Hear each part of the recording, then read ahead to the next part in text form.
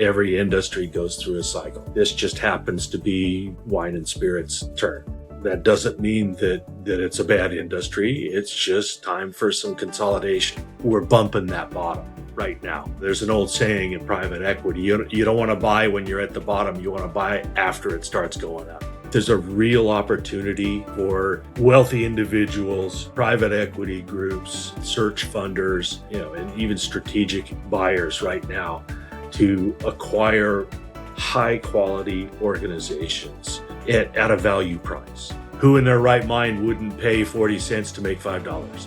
Welcome to the Advisory List Podcast, the SMB M&A Podcast, where we sit down with advisors and professional deal makers who drive M&A transactions every day. Each week, we break down the questions buyers, sellers, and investors are actually asking: what's happening in specific markets, how to prepare for an exit, tax strategy, deal structure, and more. Whether you're an owner planning your exit, a PE group or family office sourcing deals, or an advisor trying to stay ahead of the market, this show is for you. I'm Gaston Reeder, host of the Advisory List Podcast, and today we're getting into the wine and spirits market with someone who spent 35 plus years on both sides of the deal table. My guest today is Eric Johnson, the founding broker of First Choice Business Brokers San Francisco Bay. Before that, he built a career most people spend a lifetime chasing. He's owned or invested in more than 50 companies across various industries, been a sales executive at large multinational companies, and led teams that created new markets for dozens of products, generating over $3.5 billion in revenues. He's an angel and private equity investor himself and has secured financing in the neighborhood of nearly $500 million for companies in the fields like real estate, biofuels, construction materials, manufacturing, and electric vehicles. Now he sits on the owner side of the table, partnering with business owners and C-suite leaders to maximize the enterprise value of their organization and build a comprehensive exit strategy, including how to minimize taxes and transition to the next phase of their business life or retirement. We're putting all that work today on one specific corner of the market, wine and spirits. Eric, welcome to the show. Thank you, Gaston. Glad to be here. Thank you for inviting me. Absolutely. No, we're excited to have you. I really want to hop into this vertical today and understand what your team's seeing on the ground. I guess the first question that I have is, what is your team seeing in this vertical right now from a general market standpoint? Yeah, so there's a fair amount of uncertainty in the market right now.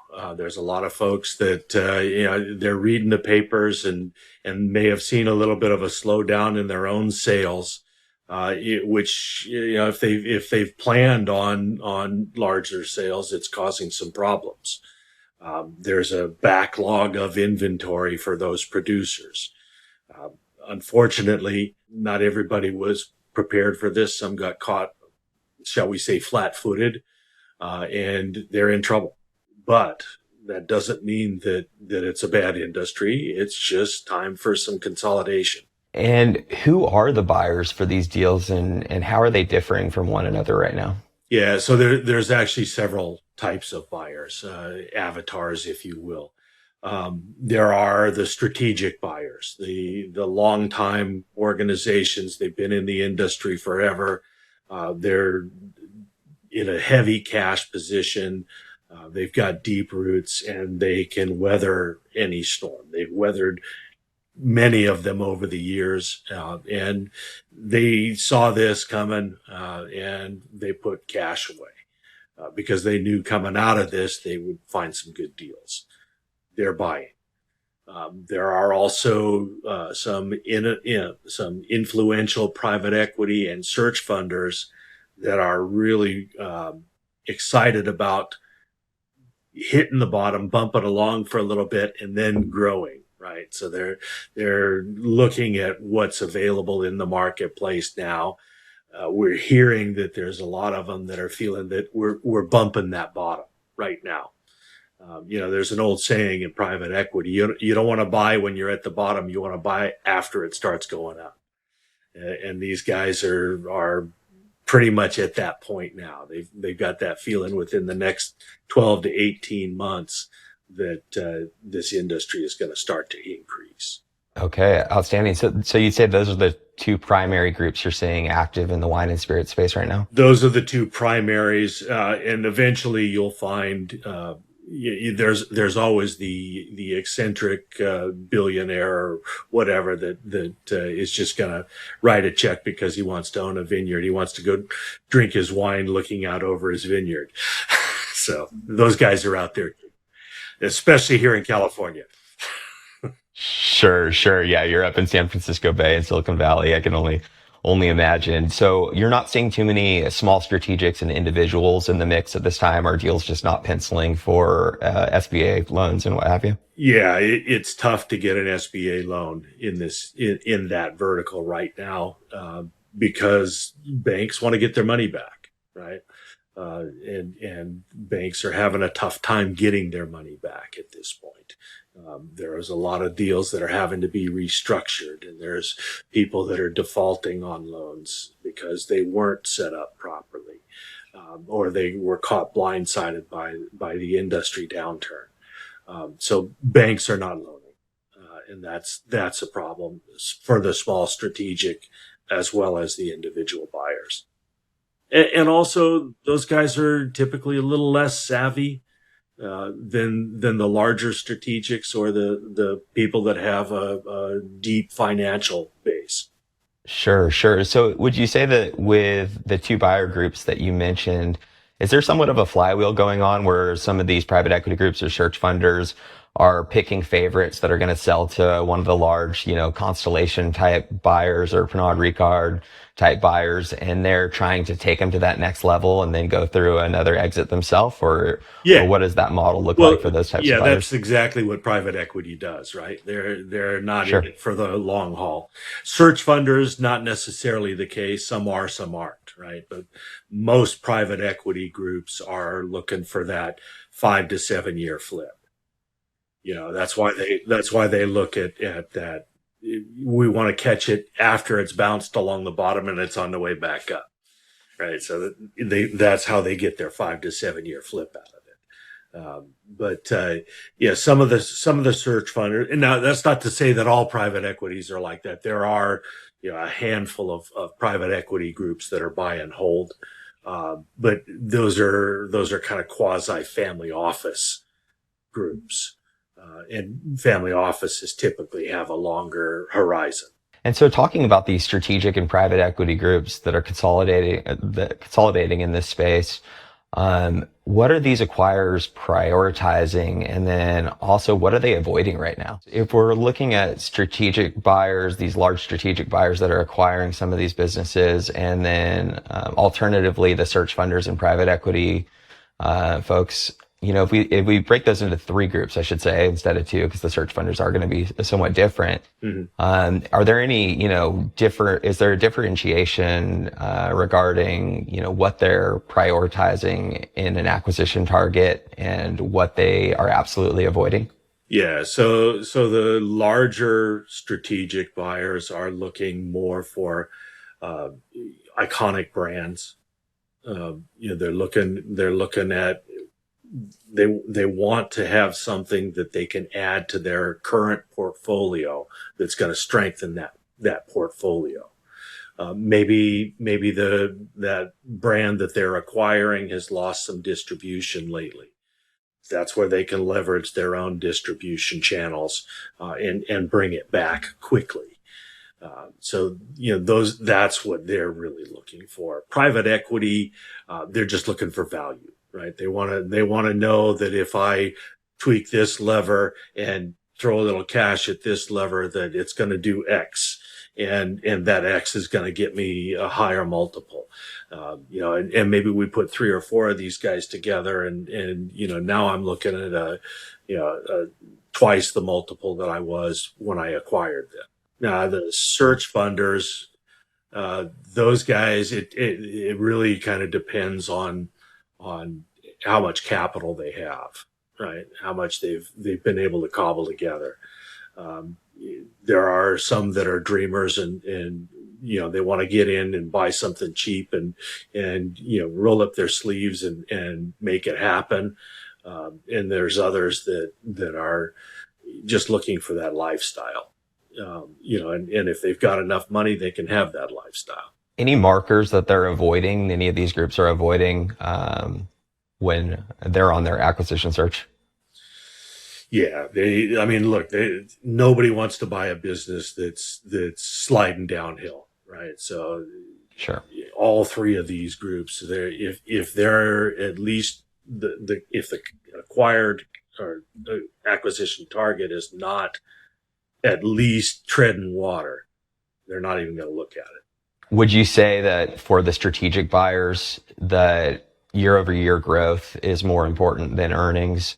And with private equity, there needs to be some meat on the bone as far as EBITDA and what have you. Yeah, I think that's an accurate description. I think that the strategic buyers, they've got a little bit more muscle to carry them through, right? They've got Sure.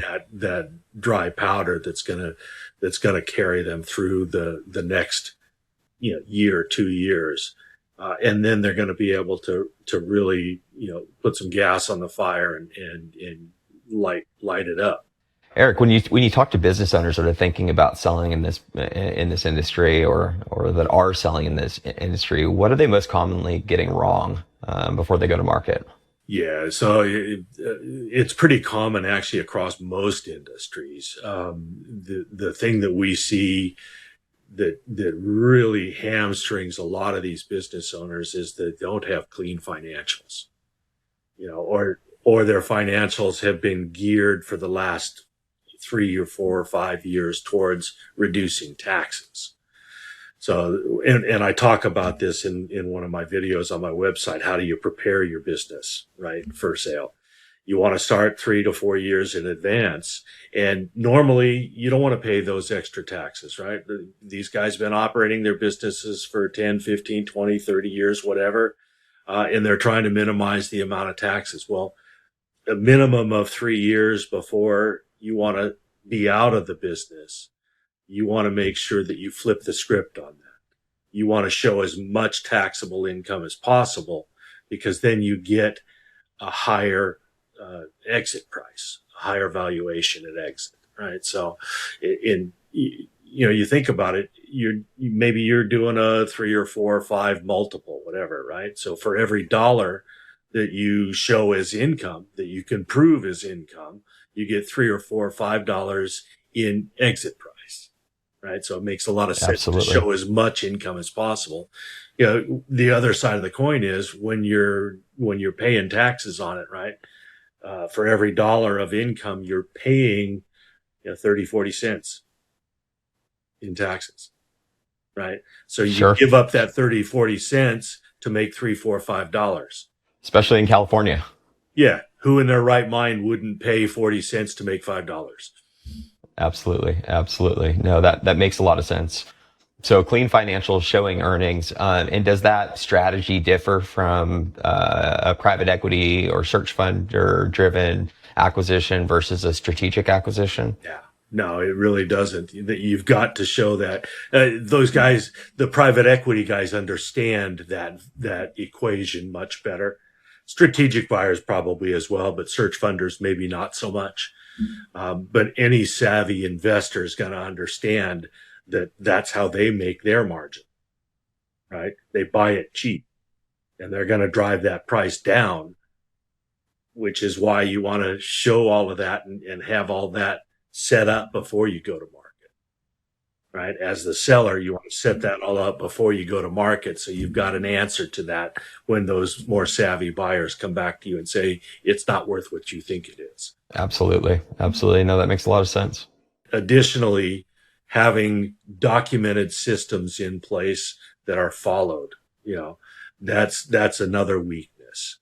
Most small business owners, and I would say most business owners that have businesses that are under $20, $25 million, really are deficient in the documentation always exceptions to the rule, right? But most are deficient in the documentation of their systems. And they're heavily reliant on the owners themselves or on a key man.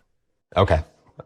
So you've got to have your teams in place, you've got to have your systems in place, and your financials have to be clean. So those layers of management, clean financials, SOPs, turning it into a real company versus the mom and pop operation. Yep. Yeah. Now, absolutely. That doesn't mean that they can't be sold. We sold a business one time where the guy kept his all of his books on a little notebook that he kept in his shirt pocket. but we were able to sell it for him. Yeah, he didn't get as much as he would have gotten if he had a clean set of books, but we were able to prove that there was value there. It was not easy, but we were able to do it. We got it sold. That must have been an interesting deal, Eric. I can only imagine. It was tacos and ice cream. I mean, who couldn't sell tacos and ice cream, right? Sure. Yeah. That's great. And so a question on the strongest transactions in this vertical that you've done, what did those businesses get right? What do they get right? Yeah, again, it's the inversion of what the others got wrong, right? So they've got strong management in place, and everyone is adding to the value of the organization. They've got SOPs that have been standardized and documented and are actively being followed and measured. The metrics, the KPIs are all lined up and measured, and they've got dashboards and all the crazy stuff that corporations have, right? But they're there for a reason, right? They've got clean financials that are audited. Those audited financials where you can show, yes, the quality of earnings is exactly what we say it is. Those are the ones that get it right. And those are the ones that command the higher multiples. Anything else you'd like to add on this industry and what you're seeing or what your team's working on? Yeah, I think there's a real opportunity for wealthy individuals, private equity groups, search funders, and even strategic buyers right now to acquire high quality organizations at a value price. I think that but they've got to have enough resources to be able to carry them through the next 12 to 18 months. And that's, I think the people that are in a position to do that are savvy enough and patient enough to prepare for that switch when it flips, are going to be in a much better position than they are today. No, that's amazing. So you're pretty strong on this industry at the moment then. I've been around long enough. You can tell by my gray hair. I've been around long enough. I've seen many cycles. All businesses go through cycles, right? Every industry goes through a cycle. This just happens to be wine and spirits' turn. They've been going through it for a number of years already. They're addressing the issues that they have. They're taking steps to correct the problems, and they're not going to last forever. And the ones that survive will come out stronger. Absolutely. No, well, I'm looking forward to following along as your team works in this industry. Eric, where can people find you? Well, they can find us all over the place. We've got 7 offices throughout California. In the wine country, we have an office in Santa Rosa. But we're in the Silicon Valley, we're in the Tri-Valley, we're in Santa Cruz, Monterey, we're in San Francisco, and we're in Los Angeles. So we've got offices all over the state, a nice footprint. But as far as websites go, you can find us at sfbay.fcbb.com or thebusinessbrokerslOsAngeles.com. Outstanding. Well, it's been a great episode. Thank you so much for joining us. Really appreciate you taking the time to convey your knowledge and your wisdom in the industry. And that's it for this episode of Advisory List. If you're a buyer, seller, or advisor in this space, head to advisorylist.co to explore the directory, join the community, or get matched with the right advisor for your deal. New episodes drop weekly. See you next time.